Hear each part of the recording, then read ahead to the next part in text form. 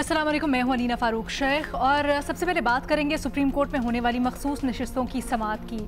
आज तमाम फरीकैन और अटॉर्नी जनरल ने जो मावनत करनी थी अदालत की वो तकरीबन हो चुकी। अगली समाअत के ऊपर जो फैसल साहब हैं वो अपने दलाइल यानी जवाब देंगे और उसके बाद ये समाअत कंप्लीट हो जाएगी।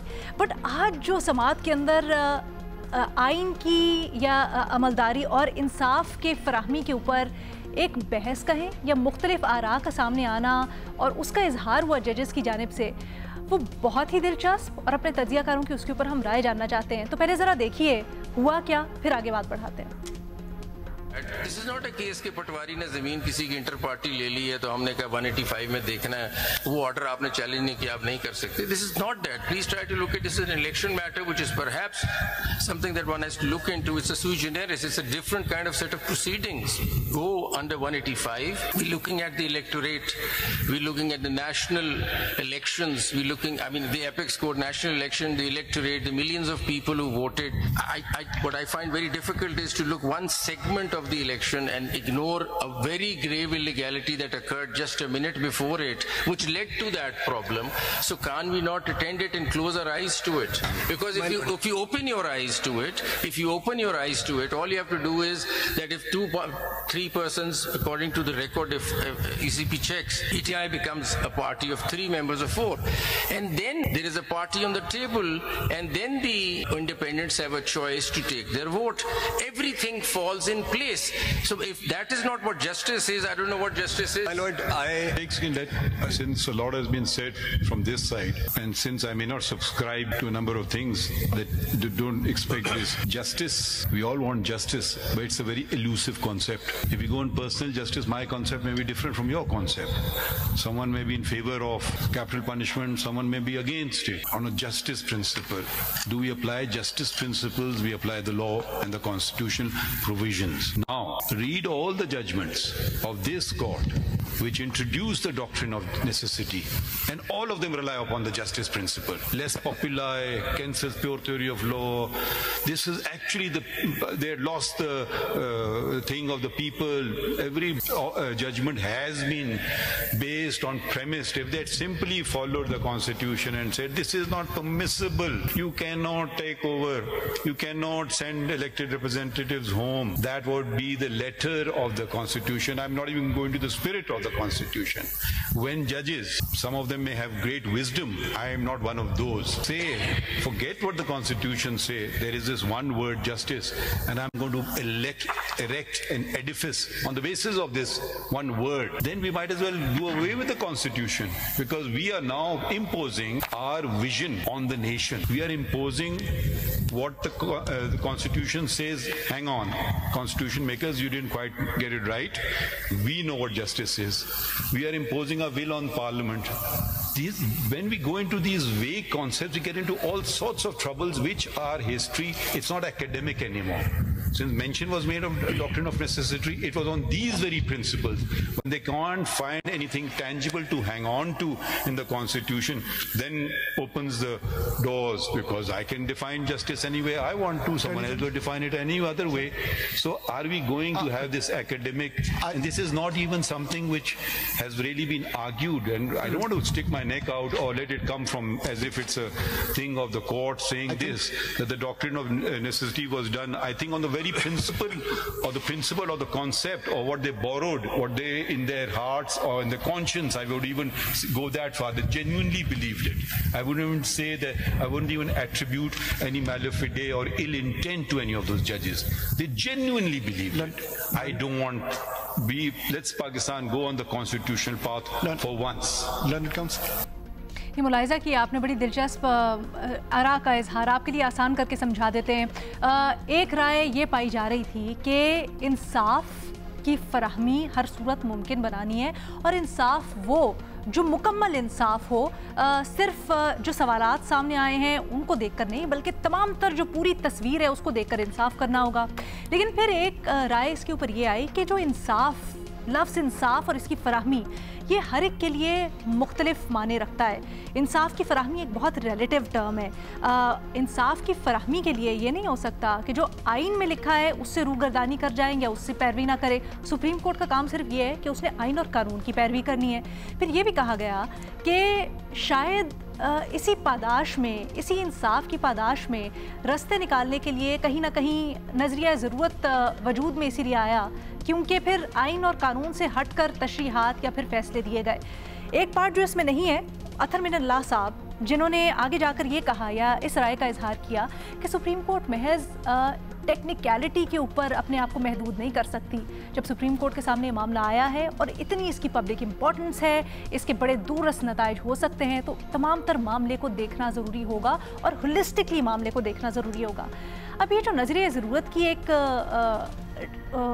टर्म है, इसके ऊपर मुख्तलिफ आरा हमारे सामने आई हैं।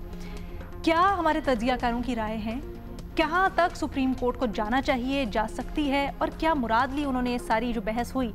उन्हीं के पास चलते हैं और जानते हैं क्या राय है और किस राय में वज़न है। तो हमें ज्वाइन कर रहे हैं पैनल के ऊपर रीमा उमर साहिबा, सुहेल वड़ायत साहब, फ़खर दुरानी साहब और सलीम साफ़ी साहब भी हमारे साथ मौजूद हैं। फ़खर, आपसे मैं सबसे पहले जानना चाहूँगी, क्या राय है आपकी? क्या समझते हैं, किसकी राय या किसकी बात में आपको ज़्यादा सब्सटेंस लगा? अलीना, देखें, इस वक्त जो जजेस की राय है वो ज़्यादा मैटर नहीं करती। इनकी राय उस वक्त मैटर करेगी जब ये दस्तखत करेंगे ये फैसले के ऊपर। तो इस टाइम ये तमाम तर ये जो 13 जजेस हैं, मेरा ख्याल है कि हर एक जज की अपनी डिफरेंट एक पॉइंट ऑफ व्यू होगा, डिफरेंट जो है ओपिनियन होगी। और जब ये फैसला देते हैं, हम देखते हैं माजी में भी ऐसा देखा है कि जजेस की राय मुख्तलिफ होती है, लेकिन जब ये फैसला आता है तो मुत्तफ़िका होता है या अक्सरियती फ़ैसला होता है। तो उसमें देखें, ये जो अक्सरियती फ़ैसला होता है या जो राय से मुत्तफ़िक हो जाते हैं बाद में फ़ैसले से, तो उनकी रीजनिंग जो है वो डिफरेंट हो सकती है, लेकिन जो रिज़ल्ट होता है या फ़ैसला होता है उससे वो फिर बाद में इत्तफ़ाक़ कर लेते हैं। तो जहाँ तक ये डिबेट थी जो जजेस के हवाले से, और उसमें फिर नज़रिया ज़रूरत की बात है, और फिर उसके साथ साथ जो आइन की तशरीह के हवाले से या सुप्रीम कोर्ट के फैसले की तशरीह के हवाले से है, देखें इसमें कोई इतनी बड़ी कन्फ्यूजन नहीं है। आइन का जो आर्टिकल 171 है, उसका जो क्लॉज 1 है, उसमें बाकायदा जो सुप्रीम कोर्ट के जो फैसला है या डिक्री है कि वो इंसाफ करेगा, उस फैसला देगा, उसी आइन के आर्टिकल 187 की जो क्लॉज 2 है, उसमें ये बताया गया है कि सुप्रीम कोर्ट के जितने भी फैसले हैं उसके ऊपर जो अमल दरामद कराएगा वो कौन होगा? वो हाई कोर्ट्स होंगे, जो मुतलका जो टेरिटरी है उससे related high courts supreme court के फैसलों के ऊपर अमल दरामद कराएंगे। अब ये जो बहस हम आज देख रहे थे सुप्रीम कोर्ट में भी कि क्या ये जो इलेक्शन कमीशन है उसने सुप्रीम कोर्ट के फैसले की गलत तशरीह कर दी है, और क्या ये फैसला उस तरह नहीं था जिस तरह इलेक्शन कमीशन ने उसको इंटरप्रेट करके वो किया है।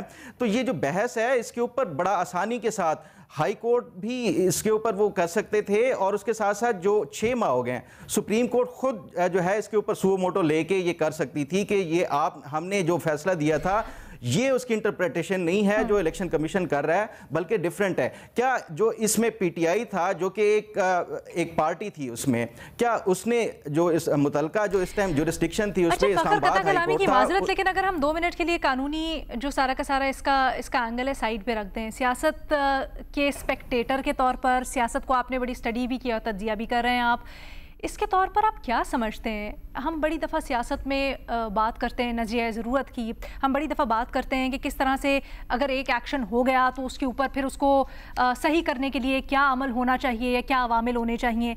इस पॉइंट ऑफ टाइम पे क्या समझते हैं आप कि बेहतर होगा कि आगे बढ़ जाया जाए और जो सामने चीज़ है बस उसी के ऊपर फोकस रखा जाए, या आप ये बेहतर समझते हैं कि सारे के सारे मामले को, पूरी पिक्चर को देखा जाए और फिर हर रॉन्ग को राइट किया जाए?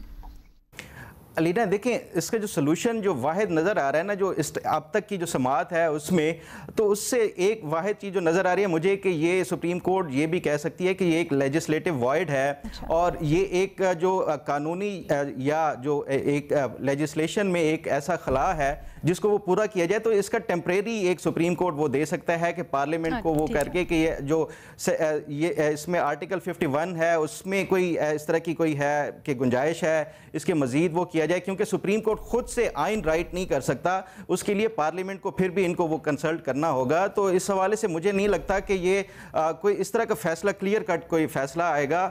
बज़ाहिर ऐसा ही लगता है कि लेजिस्लेटिव वॉइड की तरफ ये मामला जा रहा है और उसकी तरफ रेफर किया जाए। ठीक है, अच्छा रीमा, इसका कानूनी पहलू हम डिस्कस करते हैं। बड़ी दिलचस्प आज जो बहस हुई, हमेशा ये कहा जाता है अदालत के मामले में इंसाफ होता हुआ नज़र आना चाहिए, लेकिन आज ये कहा गया है कि इंसाफ करना तो काम ही नहीं है अदालत का, बल्कि आइन के मुताबिक, कानून के मुताबिक उसकी पैरवी करना और उसके मुताबिक फैसले देना है। इसको ज़रा समझाइएगा हमें।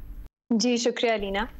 दिलचस्प बहस तो थी और मेरा ख्याल है काफी दिन से कोई ना कोई इसका हवाला देता था कि हमने आइन पे अमल दरामद करना है या अपने अपने आइडियाज जो हैं इंसाफ के या जो होना चाहिए अपने आप को सब्स्टिट्यूट करना है पार्लियामेंट की जगह और उस पे हमने फैसला करना है। मैं अग्री नहीं करती फ्रैंकली जिस तरह की ये फ्रेमिंग हो रही है। मेरा नहीं ख्याल जस्टिस मंसूर अली शाह ये कह रहे हैं कि हम आइन को एक तरफ रख दें और जो हमारा नोशन है इंसाफ का उसके तहत हम फैसला करें। और जो चीफ जस्टिस साहब कह रहे हैं विद रिस्पेक्ट, मैं उनसे भी एग्री नहीं करती। उन्होंने जो डॉक्ट्रिन ऑफ नेसेसिटी की तशरीह की है, मेरा नहीं ख्याल हमारा ये माजी है और इस तरह की तशरीह अदालतों ने की अपने उन फैसलों में जिसमें इस मुल्क में मार्शल लॉ को लिजिटिमाइज किया गया, गवर्नर जनरल्स को वो पावर्स दी गई जो उनकी है ही नहीं आइन में। एक सिंपल सी बात है, जब एक सुप्रीम कोर्ट आइन की तशरीह कर रही होती है उसको कुछ 2-3 चीजें हैं जो नजर में रखनी होती हैं तशरीह के लिए। उसमें एक चीज तो है जिस प्रोविजन को आप इंटरप्रेट कर रहे हैं उसका टेक्स्ट, दूसरा है कि बाकी जो प्रोविजंस हैं उसी मामले पे वो क्या कहते हैं, आपने उनको भी देखना है, और तीसरा जो बहुत अहम एक हिस्सा है हमारे आइन का, फंडामेंटल राइट्स प्रोविजंस, जो चीफ जस्टिस साहब खुद कह चुके हैं कि उनको भी नजर में रख के एक हार्मोनियस इंटरप्रिटेशन करने की जरूरत है। वो है सवाल हमारे सामने।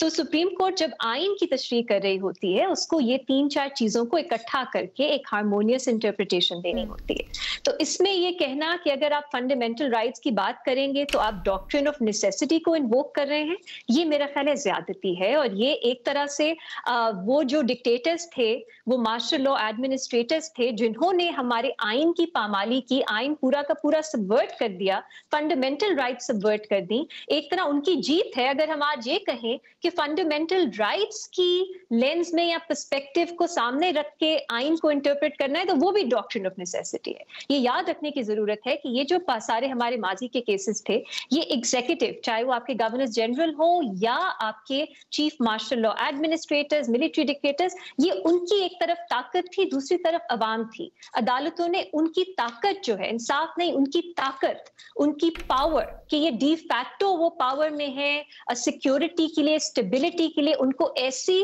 पावर्स देनी है जो आइन में नहीं है, उनको अदालत ने तरजीह दी। और जो सिटीजन्स के राइट्स हैं, फंडामेंटल राइट्स हैं, उनको अदालत ने इंटरप्रिटेशन में अपनी लाए ही नहीं। तो ये अब तो हमने उसको उलट कर दिया। यहाँ पे सवाल है कि क्या अदालत आइन की इंटरप्रिटेशन में फंडामेंटल राइट्स या जो प्रियम्बल है हमारे आइन का उसको सामने रख के इंटरप्रिटेशन करेगी या नहीं। यहाँ पे ये कहना कि ये डॉक्ट्रिन ऑफ नेसेसिटी है या कौन सी एग्जीक्यूटिव बॉडी है जिसको मंसूर अली शाह जस्टिस की जो इंटरप्रिटेशन है वो उससे एम्पावर होंगे, नहीं, वो तो फंडामेंटल राइट्स की बात कर रहे हैं, वो डेमोक्रेसी की बात कर रहे हैं, रिप्रेजेंटेशन की बात कर रहे हैं जो हमारे प्रियम्बल में है। और मैं आपको याद दिलाना चाहूंगी ये जो माजी के हमारे 2-3 फैसले हैं जिसमें चीफ जस्टिस साहब खुद उन्होंने उन पे दस्तखत किए, कुछ फैसले तो उन्होंने ऑथर भी किए, उसमें भी यही उन्होंने बात की है। ये जो मामला था सादिक और अमीन होने का, कि जो शख्स सादिक और अमीन नहीं है वो इलेक्शंस कंटेस्ट नहीं कर सकता, वो भी एक अपील ही गई थी ना सुप्रीम कोर्ट के पास। लेकिन सुप्रीम कोर्ट ने उस पूरी प्रोविजन को इस चीज को नजर में रखते हुए कि आपने फंडामेंटल राइट्स को लेके उस प्रोविजन को इंटरप्रेट करना है, सुप्रीम कोर्ट ने उस पर भी फैसला कर दिया कि कोई भी अदालत इस तरह की कोई डिटर्मिनेशन अभी नहीं ले सकती कि कोई सादिक और अमीन नहीं है और वो इलेक्शंस नहीं कंटेस्ट कर सकते। तो इसी तरह की एक सूरत हाल अब भी हमारे सामने है। आपने आइन से तजावुज हरगिज नहीं करना, लेकिन आपने आइन को एज अ होल पढ़ना है। आइन जो है वो बिल्कुल दुरुस्त बात है कि एक वैसे कोई नोटिफिकेशंस तो नहीं है, आइन तो एक सोशल कॉन्ट्रैक्ट है ना। आइन को पढ़ने की इंटरप्रिटेशन का तरीका का मुख्तलिफ होता है। और अगर आप प्योरली उसको इस तरह देखेंगे कि आइन की हमने एक प्रोविजन देखनी है, ना दाएं देखना है, ना बाएं देखना है, ना फंडामेंटल राइट्स देखनी है, ना प्रियम्बल देखनी है, तो ये सुप्रीम कोर्ट अपनी जो जिम्मेदारी है आइन की इंटरप्रिटेशन की, मेरी नजर में वो पूरी नहीं कर रही। ये हो गई बात डॉक्ट्रिन ऑफ नेसेसिटी की। लेकिन लेकिन अलीना यहाँ पे ऑनेस्टली मुझे समझ नहीं आ रही, एक तरह तो चीफ जस्टिस साहब जिस तरह पॉलिटिकल पार्टी को इंटरप्रेट कर रहे हैं आर्टिकल 51 में, वो किस आइन में लिखा है कि पॉलिटिकल पार्टी को आप पार्लियामेंट्री पार्टी की तरह उसकी तशरीह होगी, या अगर आपकी कोई भी एक सीट नहीं है पार्लियामेंट में तो कोई आपको इंडिपेंडेंट ज्वाइन नहीं कर सकेगा, ये कहाँ लिखा है आइन में? तो आइन की इंटरप्रिटेशन में तो वो भी अपनी एक बात कर रहे हैं कि उनकी जो समझ में आता है कि प्रोविजन अगर इस तरह इंटरप्रेट किया जाएगा वो मिसयूज होगा, या कोई भी पॉलिटिकल पार्टी जो है वो इंडिपेंडेंस को खरीद सकेगी। ये बातें भी तो उनकी अपनी है ना, मिसयूज की वो बात कर रहे हैं, और जो सामने आपके टेक्स्ट है वो उसको एक मुख्तलिफ तरह से इंटरप्रेट कर रहे हैं, बाकी जजेस जो है उसको मुख्तलिफ तरह से इंटरप्रेट कर रहे हैं। तो मामला इंटरप्रिटेशन का ही है। इसको ये कहना कि कुछ जजेस आइन को प्रेसिडेंस दे रहे हैं, कुछ जजेस रेटरिक को या अपने इंसाफ के आइडियल्स को जो तरजीह दे रहे हैं, बिल्कुल गलत है। मेरे ख्याल मुख्तलिफ आप कह सकते हैं, उनका पर्सपेक्टिव है कि किस तरह से इंटरप्रेट करना चाहिए, लेकिन जो भी जजेस आपने भी जो हवाला दिया वो सब आइन को कोई नहीं कह रहा कि आप तोड़ें या आइन से तजावुज करें। बट जब चीफ जस्टिस साहब ये कहते हैं कि इंसाफ अपना अपना या इंसाफ की अपनी अपनी इंटरप्रिटेशन होती है, तो इससे क्या मुराद है? क्योंकि बाकी सब तो यही कहते हैं कि होलिस्टिकली इसको देखना चाहिए। ये भी थोड़ा सा बताइएगा, खासकर अथर मिनल्लाह साहब ने जो इख्तलाफी नोट अपना लिखा, उसके उन्होंने बड़ा वाज़ेह तौर पर ये लिखा है कि अदालत को इस चीज़ को पहले, या उनकी राय ये है कि टेक्निकलिटीज़ में नहीं पढ़ना चाहिए या अपने आप को वहाँ तक महदूद नहीं करना चाहिए, बल्कि होलिस्टिक अप्रोच रखनी चाहिए। तो क्या यहाँ पर नज़रिए का या सोच का फ़र्क आ रहा है? हमने पिछले शो में भी ये बात की थी कि 3 पर्सपेक्टिव सामने आ रहे हैं। एक है कि आप सिर्फ सुन्नी इत्तेहाद काउंसिल को देखें और देखें कि क्या इंडिपेंडेंस सुन्नी इत्तेहाद काउंसिल ज्वाइन कर सकते थे, अगर कर सकते थे क्या उन्हें रिजर्व सीट्स मिल सकती थी या नहीं। ये आर्टिकल 51 जो है अलीना, उसमें पॉलिटिकल पार्टी का लफ्ज है, उसमें पार्लियामेंट्री पार्टी का लफ्ज इस्तेमाल नहीं किया गया। ये भी कुछ लोग कह रहे हैं कि इंक्लूड का मतलब ये है कि कुछ तो होना चाहिए जिसमें मजीद इंडिपेंडेंस इंक्लूड होंगे, अगर कोई है ही नहीं तो इंक्लूड नहीं हो सकता। माजरत के साथ ये भी डिक्शनरी डेफिनेशन के बिल्कुल खिलाफ है, कॉमन सेंस के खिलाफ है कि आप इंक्लूड को इस तरह इंटरप्रेट करें। पहला मामला है। लेकिन अगर आपने उसके पीछे एक मंतक देखना है, आपने इंसानी हकूक देखने हैं, जमहूरियत देखनी है, तो ये नाकाफी है, क्योंकि लोगों ने, हमने ये समझने की जरूरत है कि लोगों ने वोट पीटीआई के इंडिपेंडेंट्स को दिया। अब उसके में जाने के लिए आपको एक स्टेप पीछे मेरी नजर में आपका लेना जरूरी है, ये देखने के लिए कि क्या पीटीआई के जो कैंडिडेट्स जिन्होंने अपने सर्टिफिकेट्स पार्टी के और अपनी डिक्लेरेशंस जमा करवाई थी, वो कैसे इंडिपेंडेंट हो सकते थे। और अलीना, ये पहली बार नहीं है, हमारी सुप्रीम कोर्ट्स जो हैं उनकी भी ये उनकी जुरिस्डिक्शन बहुत वसी है। वो ये देख सकते हैं कि एक एग्जीक्यूटिव अथॉरिटी, चाहे वो आईनी अथॉरिटी क्यों ना हो, उसने अपना फैसला दुरुस्त किया या नहीं किया, और अगर फैसला दुरुस्त नहीं था तो अदालत ये डिक्लेयर कर सकती है कि वो दुरुस्त क्यों नहीं था। अब सवाल ये बनता है, इसलिए मैं खुद इंटरेस्टेड हूं इसमें कि क्या अदालत अगर ये होल्ड भी करती है कि उनका फैसला गलत था, तो फिर वो क्या माजी में जाके उस गलती को दुरुस्त भी करेगी? क्या वो पीटीआई के जो इंडिपेंडेंस है उन्हें फिर से मौका देगी? और ये दूसरा था, तीसरा था जो असल मिनल्लाह कह रहे हैं, मेरा ख्याल है वो और माजी में जाने की बात कर रहे हैं, वो और एक होलिस्टिक व्यू देने की बात कर रहे हैं। मेरा नहीं ख्याल इस वक्त ज्यादातर जजेस बेंच के रीमा, एक छोटी सी ब्रेक के बाद वापस आते हैं। इंसाफ की फराहमी, आइन की अमलदारी, नजरिया ज़रूरत, जो आज सुप्रीम कोर्ट के अंदर मुख्तलिफ आरात सामने आई हैं, उसके ऊपर हम बहस कर रहे हैं, अपने तज्जियाकारों की राय जान रहे हैं। सोहेब राय साहब कहिएगा, सियासत में हम बड़ी दफ़ा बात कर चुके हैं, नजरिया ज़रूरत होना चाहिए, नहीं होना चाहिए। आज जो बहस हुई है उससे आपने क्या अखज़ किया? देखिए, मैं तो ज़्यादा इन टेक्निकल चीज़ों को नहीं जानता, मैं तो मोटी मोटी चीज़ों को जानता हूँ कि नजरिया ज़रूरत जो है वो गलत तौर पर इस्तेमाल हुआ और उससे मार्शल लॉ को जवाज़ मिला। तो जाहिर है उसके लिए तो हमारे जैसे जमहूरियत से मोहब्बत करने वाले कि हम हमायत नहीं कर सकते। दूसरी बात यह है कि बात तो हमारी समझ में तो इतनी बात आती है कि क्या इससे पीटीआई को फ़ायदा मिलने वाला है या हुकूमत को फ़ायदा मिलने वाला है। तो हमारी तो इस केस में जो दिलचस्पी है ये कानूनी पहलू तो जाहिर है ये कानूनदान ज्यादा बेहतर जानते हैं।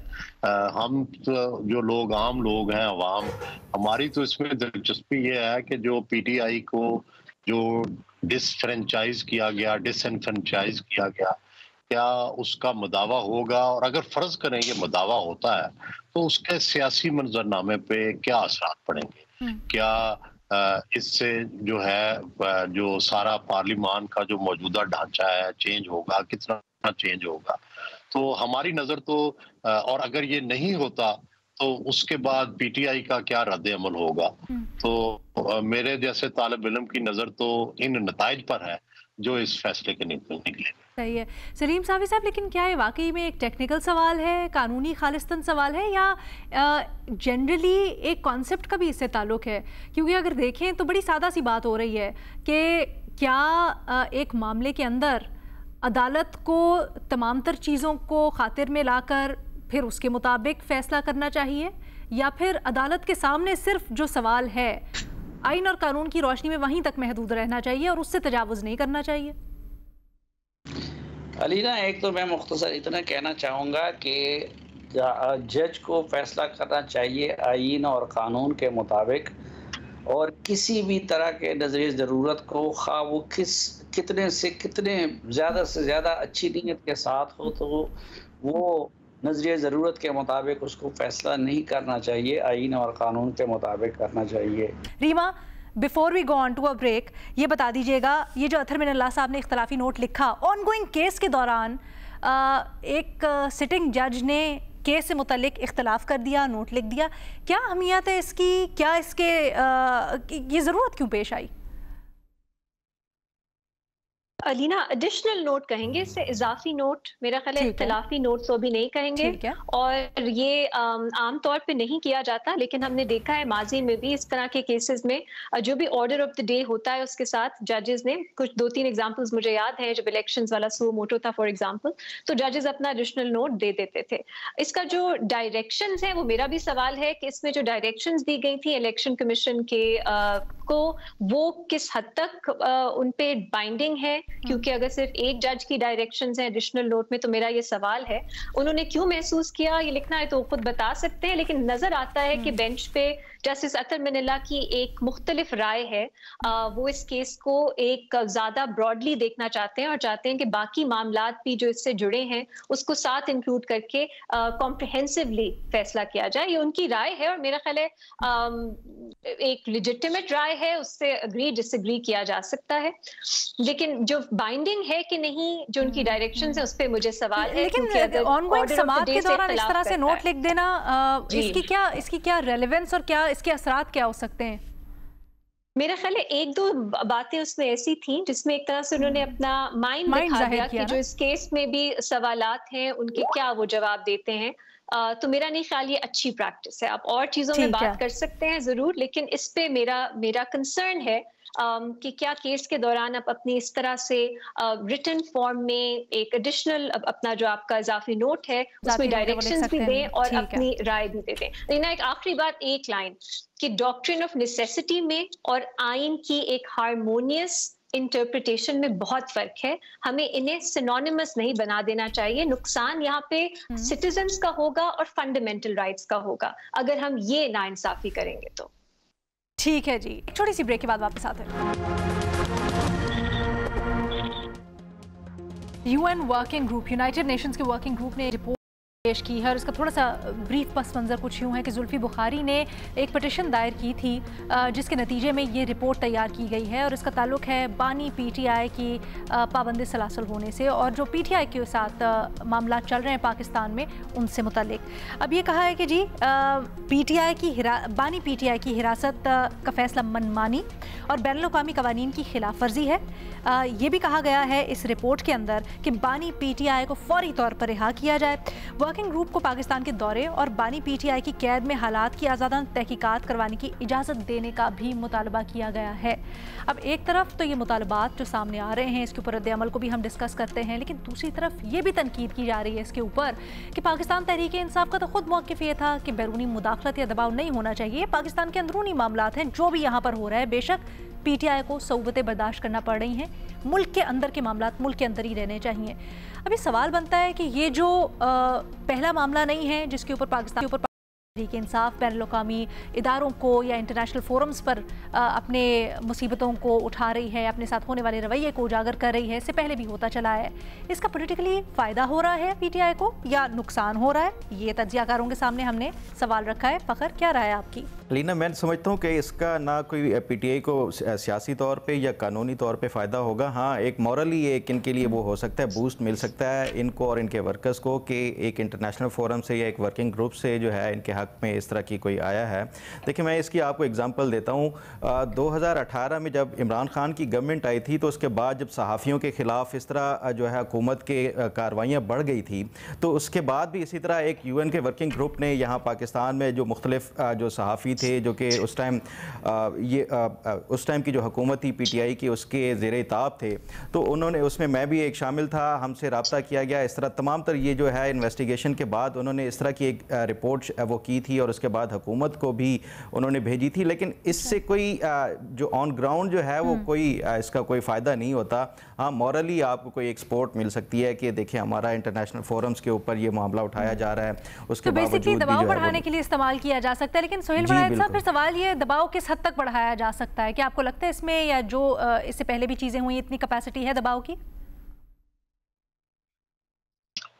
ज़ाहिर है, देखें यहाँ तो पाकिस्तान में भी ये आवाज़ें तो उठ रही हैं कि जिस तरह से बानी PTI की हम रिपोर्ट कार्ड में भी बहुत दफ़ा ये डिस्कस कर चुके हैं, कालमों में भी रोज़ तकरीबन आ रहा है सब जगह कि ज़ाहिर PTI जो है उसको वो विक्टिम है और PTI के साथ ज़्यादती हो रही है।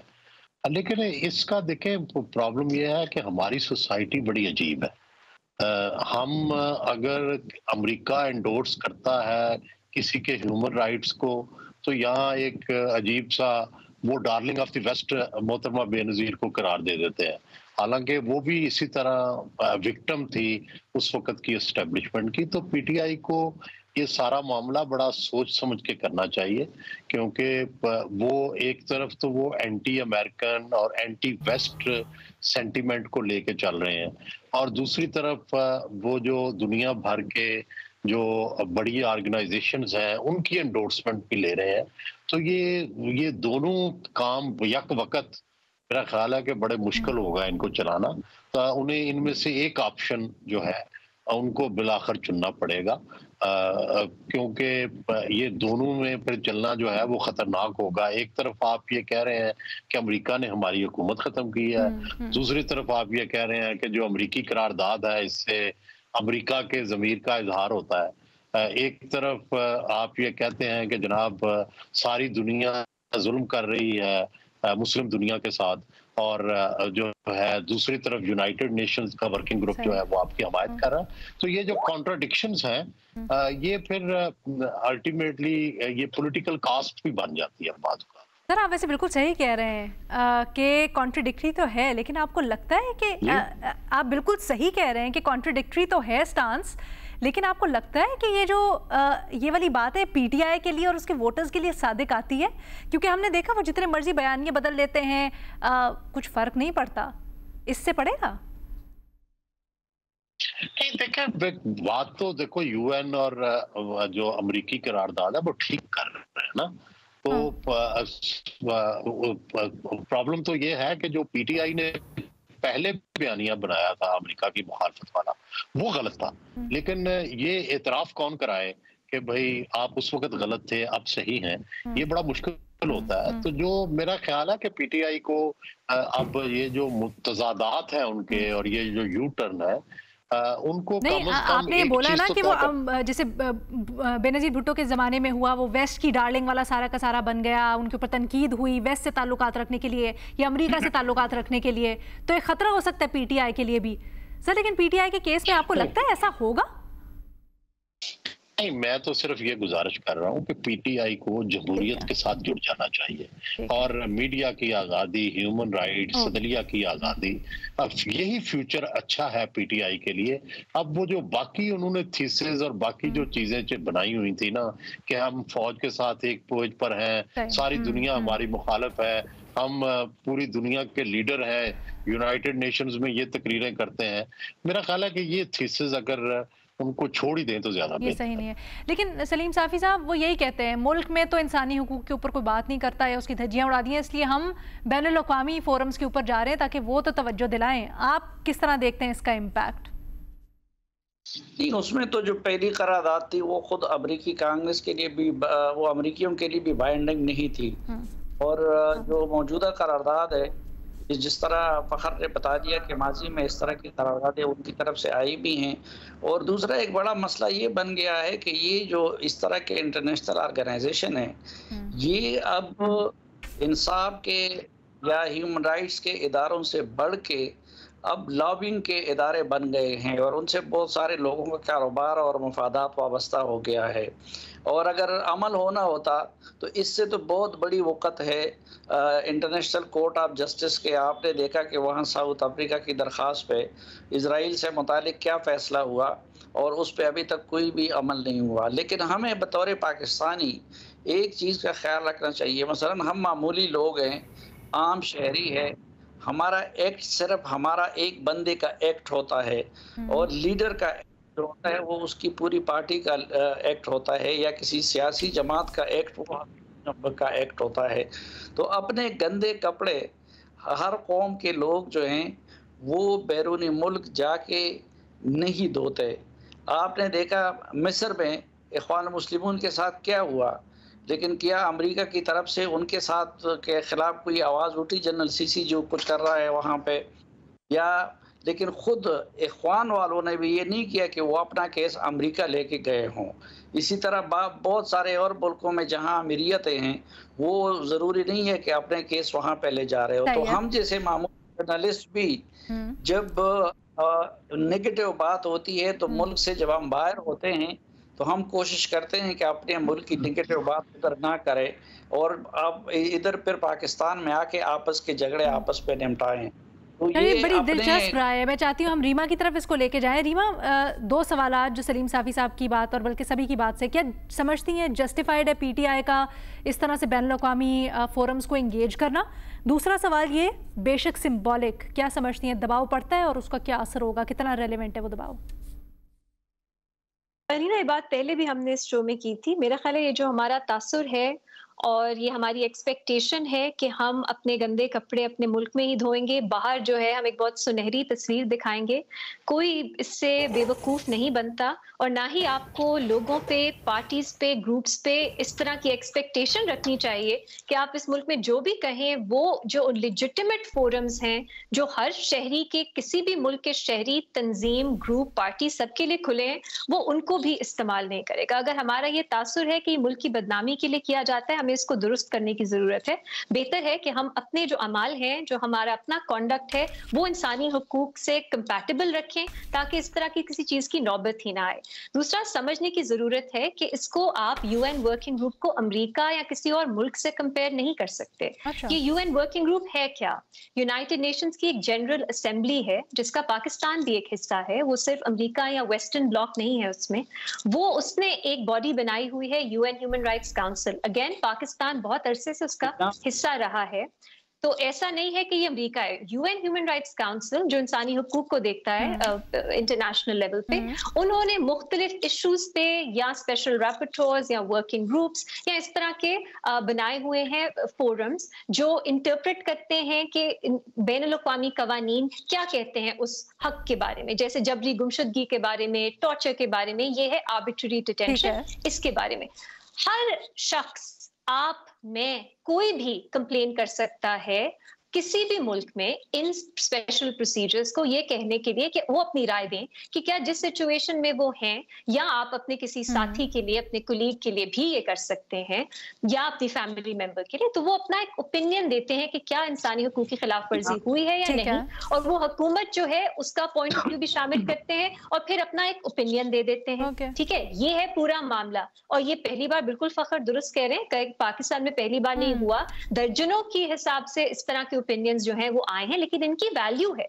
अगर आप इंटरनेशनल लॉ को, इंटरनेशनल ह्यूमन राइट्स लॉ को वैल्यू करते हैं तो इनकी एक वैल्यू है। आपको एक बैनुल अक़वामी ह्यूमन राइट्स पर्सपेक्टिव मिल गया इस सिचुएशन में, इसमें क्या प्रॉब्लम है? इसको कंपेयर करना अमेरिका से मेरा ख्याल है ज्यादती है, क्योंकि ये सबके लिए खुला है और ये जो एक्सपर्ट्स हैं ये अमेरिकन नहीं है, ये यूरोपियन नहीं है, ये वेस्टर्न नहीं है। अच्छा, क्या कानूनी तौर पर भी इसका इंटरनेशनली कोई फायदा हो सकता है? कोई कानूनी तौर पर भी है? देखिए, ये मेरा ख्याल है बहुत अच्छी चीज है कि जो टैबू था ना ऐसी चीजों से पीटीआई इसको तोड़ रही है, क्योंकि पहले हमारे यहाँ पे जो जबरी गुमशुदगी के विक्टिम्स थे, जो तशद्दुद के विक्टिम्स हैं, इस तरह के लोग ऐसे फोरम्स इस्तेमाल करते थे क्योंकि यहाँ तो कोई उनको सुनता नहीं था, तो फिर उनकी वही भी होती थी कंडेमनेशन कि आप हमारे मुल्क को बदनाम करें। तो पीटीआई कर रहा है। मेरी उम्मीद है कि ये जो ओवरऑल तासुर है इसको भी तब्दील करें। पॉलिटिकल फ्रंट के ऊपर भी ठीक है। सलीम साहब सब कुछ मेरा ख्याल है कहना चाह रहे हैं। आप लीगल करी थी, मैं पॉइंट को मुकम्मल कर लूं। इसका मैं ट्वीट्स पे ट्वीट्स भी देख रही थी पीटीआई की, वो कह रहे थे कि अब अदालतों के भी दरवाजे जो है वो खुल जाएंगे। ऐसा नहीं होगा। ये ओपिनियंस मुख्तलिफ हैं, इनकी जुरिस्डिक्शन मुख्तलिफ है। इसकी वजह से केस बना के आप किसी बैनुल अक़वामी अदालत नहीं जा सकते जहां आप अपने हक में फैसला आपको प्रेशर की हद तक। और वैसे जनरली जो नाइंसाफियां हो रही हैं उसकी उजागर करने के लिए ठीक है। सलीम साफी साहब कुछ ऐड करना चाह रहे हैं? रीमा प्लीज। साफी साहब जी सॉरी अलीना, जबरी गुमशुदगियों के केस बहुत पहले से पीटीएम वाले और अख्तर बेंगल जैसे लोग जब उस वक्त पीटीआई वाले उसका दिफा किया करते थे एस्टैब्लिशमेंट की तरफ से, तो वो उस वक्त से इंटरनेशनल और लोकल फोरम पे उठा रहे हैं। नंबर 1। नंबर 2 ये है कि अगर पाकिस्तानी अदालतों की वक़्त नहीं है और पाकिस्तानी अदालतों से इंसाफ नहीं मिल रहा है, हम तो ये यहाँ पे तो आम तासुर ये है कि टिल्ट इमरान खान की तरफ है। तो इससे पहले हमने पाकिस्तानी अदालत की कार्रवाई पे इतनी लंबी चौड़ी बहस क्यों की? क्योंकि हम समझते हैं कि पाकिस्तान में अपनी अदालतें हैं। तीसरी बात ये है कि यूएन इंसाफ के उसूलों के मुताबिक नहीं बना है। यूएन उस वक़्त के जो वर्ल्ड पावर थे उनके दरमियान एक बैलेंस को लाने के लिए एक इंटरनेशनल फोरम बनाया गया था, इसलिए 5 ममालिक को वीटो का पावर हासिल है।